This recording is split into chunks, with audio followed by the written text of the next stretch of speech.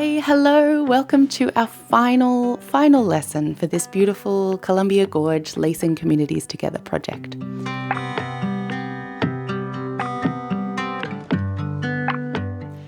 We have a salmon that is filled out, but it is not yet outlined and it's not yet joined to the rest of the piece. So that is straight up where we're going to go. So first off, we're going to do a nice border, a little bit raised. Remember, there's a lot of detail here, particularly around the face. So we're going to be talking a little bit about keeping it nice and tight, maybe taking a couple of threads away, a couple of the padding threads away around the face.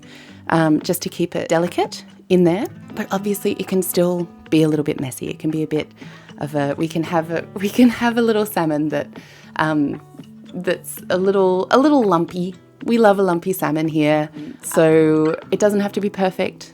As always, in all of our lace making endeavors, please don't aim for perfection. Just aim for something that is fun for you to make. So. Here we go, let's do a border, and then what we're going to do is add this border around the outside so that it's the right shape for us, and then join it all together so it all hangs together. So we'll do our border as usual. Cut yourself a length of lace thread, load it up onto the needle, and then start in a corner. Grab yourself some padding threads, put the needle through the fold, and line them all up.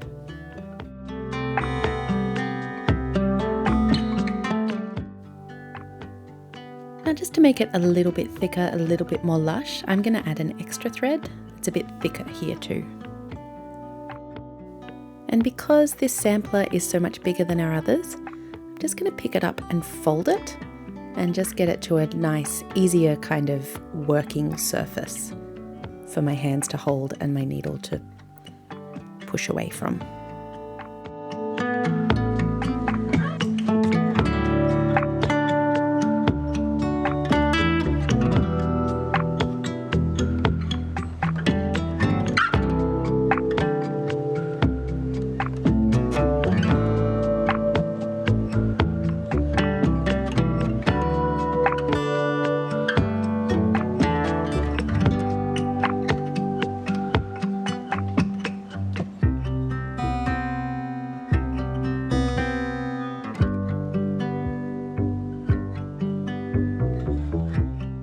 Now I'm just going to pause here where we start to get into more intricate territory and talk about turning those corners around the top lip of your salmon. Now I want to thin out some of those threads, so I'm just going to prune it down a bit, cut one of the padding threads just to come around and make that line a little bit finer, coming around the inside of that salmon's mouth.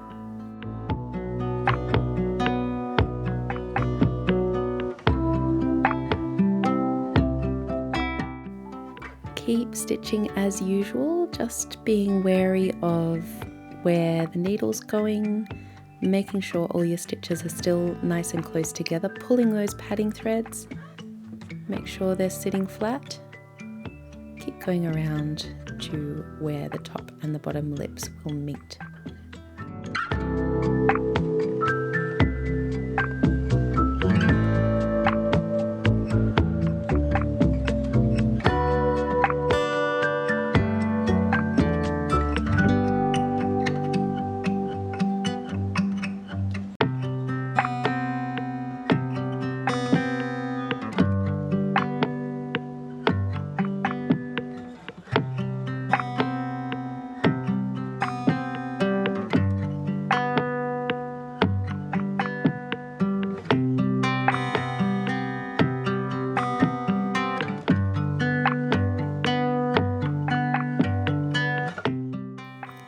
Okay, so now at the point where the upper and lower lips meet, you're going to take the needle down to where the end of that coordinate is. Take another padding thread, wrap it around your needle. We're going to fill out that line as we go through. So now you've got a little folded thread over. You can make a nice fine line border, keeping those buttonhole stitches still nice and even, nice and close together, you're going to buttonhole back to where you branched off.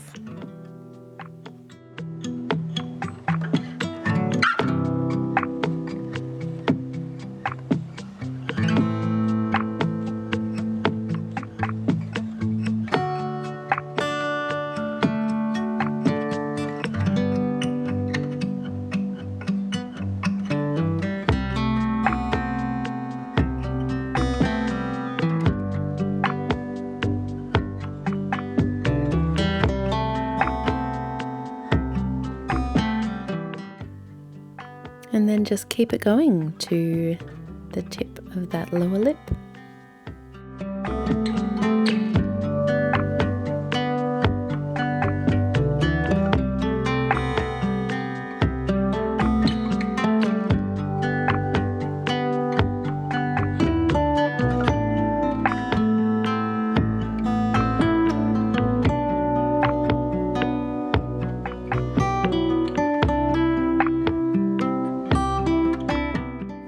Now, when we reach the tip of that lower lip, what I'm going to do is just a little line that's going to join the two lips together.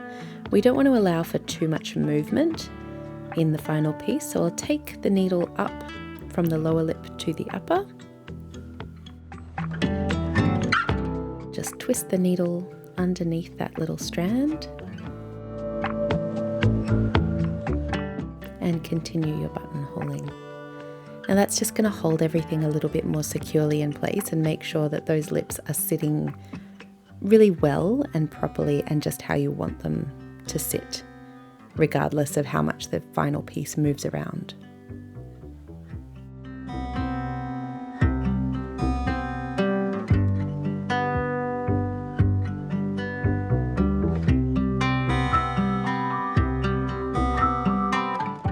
And when you've gone all the way around, just a couple of final buttonhole stitches after cutting those padding threads to finish off the piece.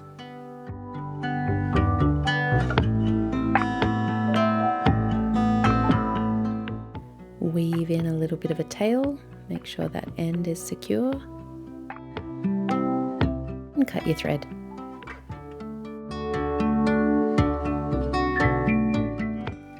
Now let's skip to the outside. So we're going to start by cutting a nice long length of thread and running a little coordinate around that outside diamond shape.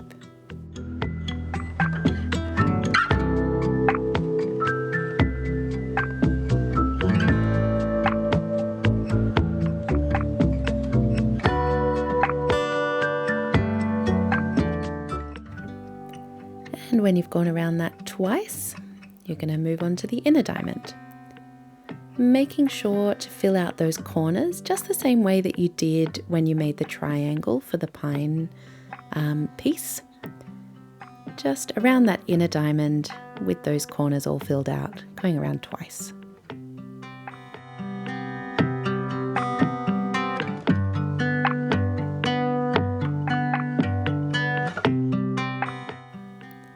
And again, just like you've done before, we're going to fill those outside diamonds out with some net stitch. You can choose any stitch you'd like. I'm going to use net stitch. So just make sure you're incorporating those corner pieces of coordinate, making sure it's all secure and filled out nicely.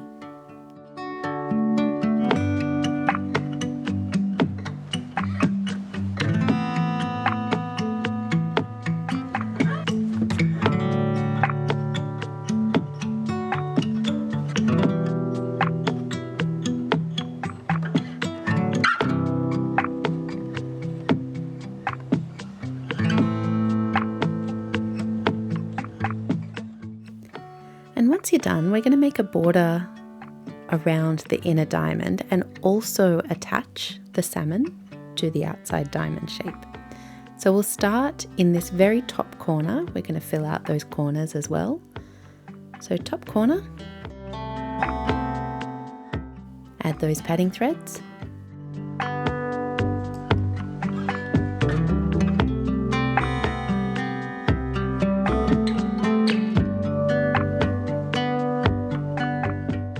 And start your buttonhole stitching along that little corner line.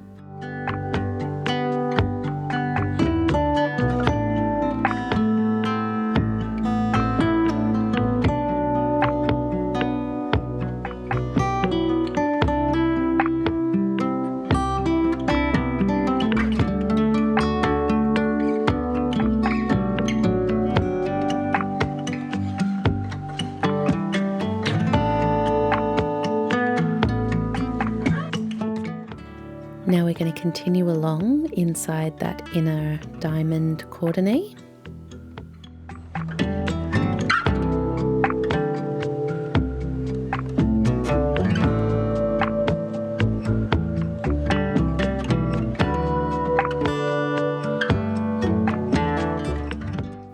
Until it's time to branch off. So I'm going to make a little line here. Whenever you're ready, when you think that you've got a good angle, you're going to bring the thread up through the border of the salmon, just one strand. And now I'm going to twist that thread. So take the needle under and under and under, and we're getting a nice twist so that it's really being held tightly.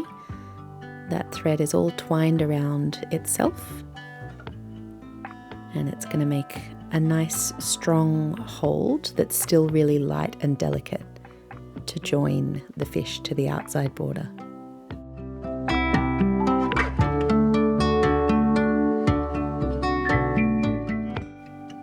Now this stitch uses a lot of thread very quickly because you're making all of those joins. So I recommend changing threads often and just often having a new thread ready to go. So you just want to keep thinking about having those new threads even when you've got lots on your needle. Keep putting out those new threads and stitching over them because you'll run out very quickly.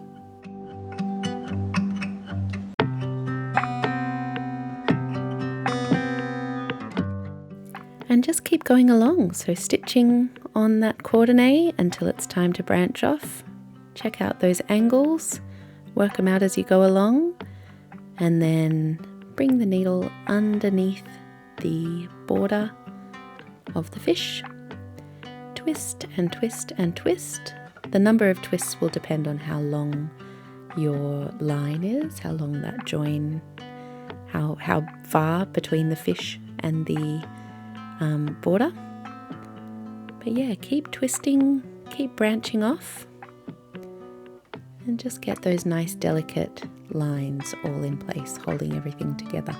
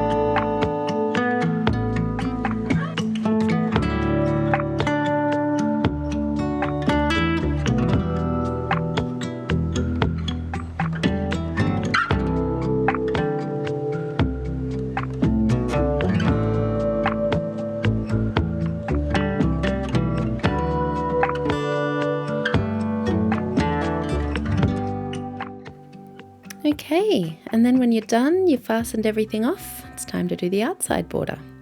So I'm going to do this again in the thicker thread. Cut yourself a length, just as you've always done your borders. I'm going to load it up on the needle.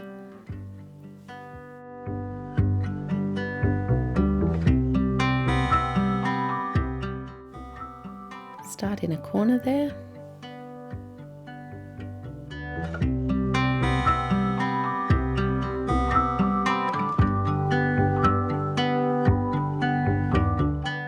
And off you go with your buttonhole stitches.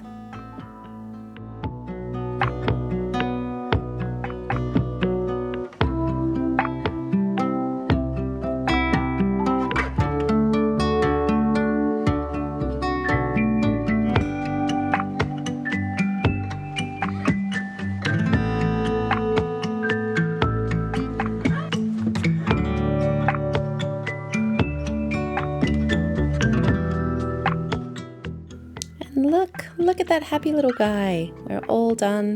You can cut your last thread and it's time to take him off the backing. So just as usual, cut and pull and cut and pull.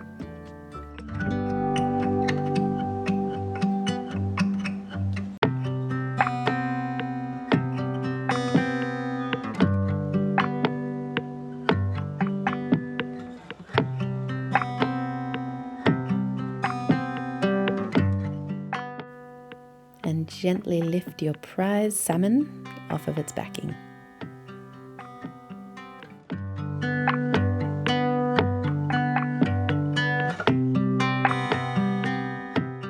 You'll probably have quite a few more threads left over in this one. It's got quite a few couching threads in there, so it might take you a little while. Get those tweezers, get the stubborn ones out, and we'll clean him up. And there it is, your beautiful salmon. And that's it, my friends, that's it. So thank you all so much. I hope that you've had fun lacing. I hope that you're feeling really happy and confident. I hope you've either got an entirely new skill under your belt or just you've brushed up on some skills or have just had fun joining into a community project in any kind of lace making. It is always an honor for me to